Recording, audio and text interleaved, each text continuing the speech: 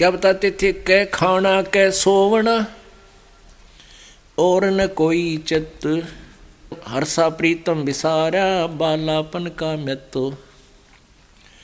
इस उदर के कारणे जग जांचो निसियाम, स्वामी पणो सर चढ़ा सरयो न एको काम। अब क्या बताते हैं कि या तो कोई भक्ति करना नहीं चाहता, और जिसने थोड़ा सा ज्ञान इधर उधर से कर लिया इकट्ठा, कहीं की ईंट कहीं का रोड़ा, वो स्वामी पाक जाता है, महंत बन जाता है, गुरु पद पर बैठ जाता है। फिर वो नहीं सुने किसी की, चाहे कुछ भी बने। और जबकि हमने कल्याण के लिए मान बढ़ाई, ये सब त्यागनी पड़ेंगी। जैसे परमात्मा कहते हैं, अपनी वाणी आप ही बताते हैं, साहेब के दरबार में ये गाहक कोट अनंत, चार चीज चाहते हैं ये रिद्धि सिद्धि मान महंत। साहेब के दरबार में ऐसा कोई एक, इन चारों को त्याग के वो चाव है पुरुष अलेख। इन चारों को रिद्धि सिद्धि मान महंत स्वामीपना इसने भूल के परमात्मा पाने के लिए ये सब त्यागनी पड़ेंगी। स्वामी होना सोहरा दोरा होना दासे, गड्र आनी ऊन को व बांधी तरह कपासे। अब परमात्मा क्या बताते हैं कि स्वामी होना तो आसान है, 4 श्लोक सीख ले संस्कृत के, 5-7 शब्द सीख ले परमात्मा की वाणी के। श्रद्धालु लोगों में मूर्ख बनाने के लिए, उनको आकर्षित करने के लिए बहुत कुछ है तेरे लिए, लेकिन परमात्मा पाने के लिए दोहरा होना दास। दोहरा होना माने कति विनम्र हो जाना। और जो अपनी मान बढ़ाई में फूले फिरते हैं, वो तो ऐसे हैं जैसे बेड़ के ऊपर ऊन घनी हो जाती है तो वह बहुत मोटी तगड़ी लगे है, और धनी जब उसने उतार लिया ना उसके बाद, वो इतनी की दिखा रहा है, उसका अस्थि पिंजर सारा उधर आता है। तो परमात्मा कहते हैं कि तू यहाँ, तेरे को 10-20 प्रणाम करने वाले हो गए और महाराज जी कहने लगे, तो ऐसा है जैसे बेड़ के ऊपर कपास व रुई, और वहाँ पर काल तार लेगा, फिर जीव का जीव रह जाएगा तू। तो ऐसे ही परमात्मा ने हमें समझाने की चेष्टा की है। इस कलयुग का स्वामी लोभिया ये मनसा धरे बधाए, देवे पैसा ब्याज को फिर लेखा करता जावे। एक ऐसा नकली गुरु था, इधर दादरी के पास एक गांव है, उस गांव में उसके पास 75,000 रुपये हो गए। आज तो 25 साल पहले की बात है। डिपॉजिट कर रहा था बैंक में, और उसका एक चेला था, उसी के माध्यम से वो जमा करा रहा था। पक्का चेला, बहुत उसके आगे तागे सारी सेवा, उसका खूब सत्कार करे। उस चेले ने स्कीम बनाई, गुरुजी मैं एक मकान बनाऊं हूँ और मुझे लोन हुआ नहीं, अभी लोन मैंने अप्लाई कर रखा है, आप मुझे 75,000 रुपये दे दो, आपको 1 लाख दे दूंगा। अब गुरु जी ने सोचा भाई ठीक से ले ले। अब उसने वो मकान बना लिया और रुपये लाग गए 2 लाख, 75,000 गुरु जी के लाग गए, और लोन लिया था वो भी लग गया। अब गुरु जी मांगे पैसे और चेला बतावे दिन, दोनों का रोड़ा पड़ गया। जैसा कि उसके चेलों ने बताया, दूसरों ने इस दास से, कि फिर आखिर में उस चेले ने वो गुरु जी मरवा दिया। रात ने आश्रम एकला था, तड़के मेरा पाया। अपने आत्माओं, परमात्मा ये याद दिलाना चाहते हैं कि ये बीमारी छोड़ कर तो तू साधु संत बना, और वह फांसी फिर गल में गाल ली। बता के संत बना के तू भगत, यानी भक्ति तो आसपास भी कोई ना, कर्म भी बिगाड़ दी, जन साधारण से भी गिर गया। कहते कलयुग का स्वामी लोभिया, गुरुजी लोभिया, मनसा रहे बंधाए, यानी अपनी इच्छाओं को बढ़ाए रहता है। देवे पैसा ब्याज को फिर लेखा करता जावे। कल का स्वामी लोभी आइए पीतल धरे खटाए, राज द्वारे यूं फिरे जो हरियाई गाए। कबीर राज द्वारे राम जन तीन वस्तु को जावे, कै मीठा कै मान को या माया की चाहे। कहते संत ओ कह और इन राजाओं के पीछे या मंत्रियों के पीछे या इन अधिकारियों के पीछे फिरता है वो संत नहीं है। और वो तो तीन चीज के लिए राज दरबारों में जाता है। एक तो मान बढ़ाई, लोग न्यों कहेंगे भाई यो तो मंत्री के यहाँ जाता है, मंत्री का खास आदमी है। और फिर जाते वहाँ उन्हें प्रसाद मिठाई मिला, कोई बूरा, पहले बूरा बेया करते घी में अच्छी गच, और फिर चलते समय दक्षिणा देते हैं। आम आदमी तो 1 रुपया देवे, वो राजा देवस मेरे ख्याल 1000 रुपये दे दे। तो क्या बताते हैं कि कभी राजद्वारे राम जन तीन वस्तु को जाए, कै मीठा कै मान को सत्कार के लिए दुनिया फिर आदर करे, और या माया की चाहे।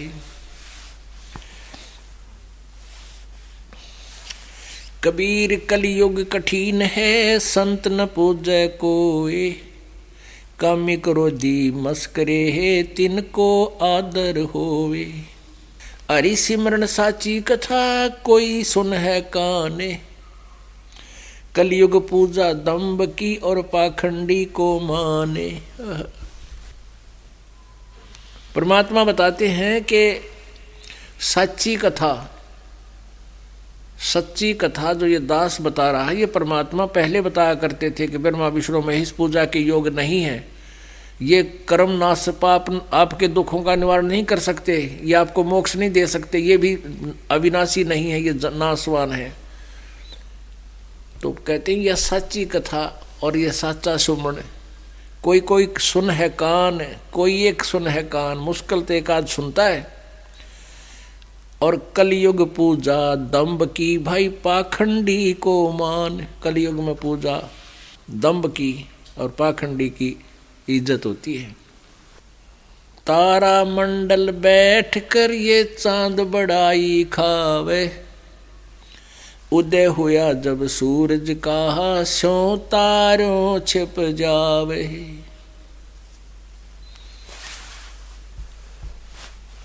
परमात्मा परमेश्वर कबीर जी कहा करते थे कि जब मेरा ज्ञान प्रकाश में आएगा, उसमें वेदों और पुराणों के विपरीत ज्ञान ही ये ब्राह्मण लोग गुरु ऋषि दिया करते थे।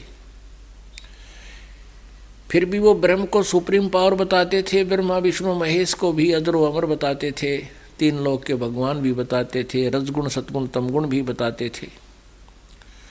परमेश्वर कबीर जी कहा करते थे कि जब मेरा ज्ञान, ये तत्व ज्ञान रूपी सूर्य उदय होगा, आप जी का ज्ञान और आपके भगवान ऐसे छिप जाएंगे जैसे तारा मंडल बैठकर चांद बड़ाई खावे, उदय हुआ जब सूरज का स्यों तारों छुप जावे। चांदनी यानी फुल मून नाइट बोलते हैं, फुल मून नाइट यानी पूर्णमासी चांदनी रात्रि, और चांद बहुत सुंदर लगता है और चंद सितारे भी बहुत अच्छे लगते हैं। और तारामंडल के अंदर चंद्रमा बहुत सुंदर लगता है, सबसे प्रकाशमान दिखता है। कहते हैं जब सूर्य उदय हो जाएगा तब देखे तो बिना दिखे कहाँ गया हो, उसका प्रकाश उसके सामने इतना फीका हो जाएगा। तो परमात्मा परमेश्वर कबीर जी कहा करते थे जब मेरा ज्ञान और मेरी महिमा प्रकाश में आएगी, सूर्य उदय होगा, ये उस समय जो तुम्हारा ज्ञान और ये भगवान ऐसे फीके हो जाएंगे। श्रीमद् भगवत गीता अध्याय नंबर 2 श्लोक नंबर 46 यानी 46 में गीता ज्ञान दाता स्वयं कहता है ये काल के जब तत्वदर्शी संत तुम्हें मिल जाएंगे वो तत्व ज्ञान बतावेगा। तत्व ज्ञान से फिर आपको सभी भगवानों की स्थिति का परिचय हो जाएगा। उसमें आप जी के मन की स्थिति ऐसी हो जाएगी जैसे बहुत बड़े जलाशय की प्राप्ति के उपरांत जैसी आस्था छोटे जलाशय में व्यक्तियों की रह जाती है। पुण्यात्माओं, जिसमें ये गीता जी का ज्ञान प्रदान किया जा रहा था उसमें जलाशयों से, तालाबों से, जोहड़ों से जीव निर्वाह चलता था मनुष्य का, सभी प्राणियों का। वर्षा हो जाती थी, दूर दूर से पानी आकर के एक तालाब का रूप धारण कर लेता था। उस तालाब के आसपास 20-30 झोपड़ियाँ डाल लेते थे।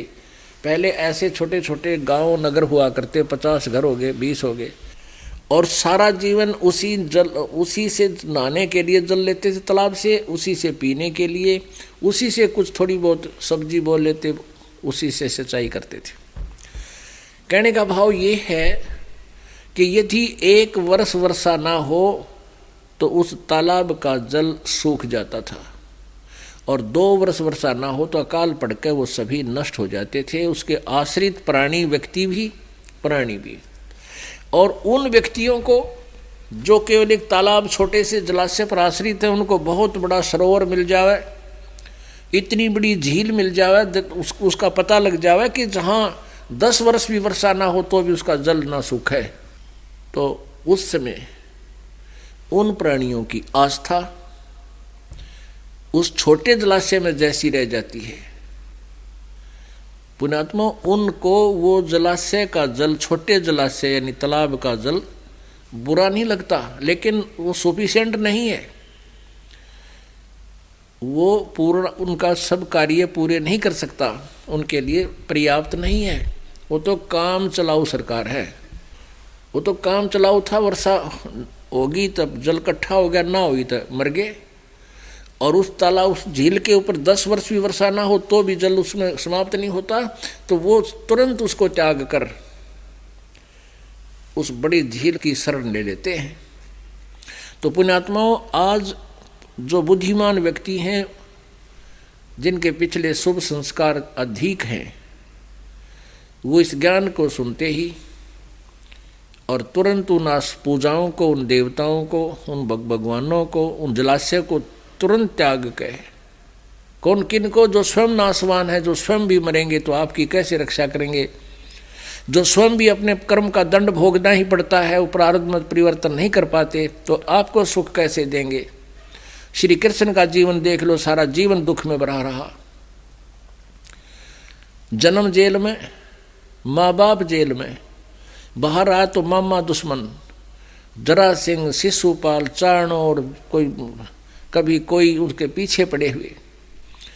पर भगवान ने यहाँ के जो राम थे आपके श्री कृष्ण, उनने यहाँ से मथुरा त्याग कर और उस समुद्र में जाकर शरण दी। वहाँ एक टापू देखकर वहाँ अपना नगर बसाया, सब यादों को वहाँ ले गया कि कौन लड़ाई मूर्खा के साथ रोज यहाँ पर। और फिर अंत क्या हुआ श्री कृष्ण जी का, पूरे यादों का क्या अंत, जिसके सामने अब जैसे अभी तक ये धारणा है हमारी कि हमारा कुल चले और हमारा बच्चे हों, हमारा कुल चले, खानदान बढ़े, हमने बड़ी खुशी हो, और जिसके सामने सारा कुल मारा गया, श्री कृष्ण बाद में मरे, पहले 56 करोड़ यादव उनके सामने कट के मर गए।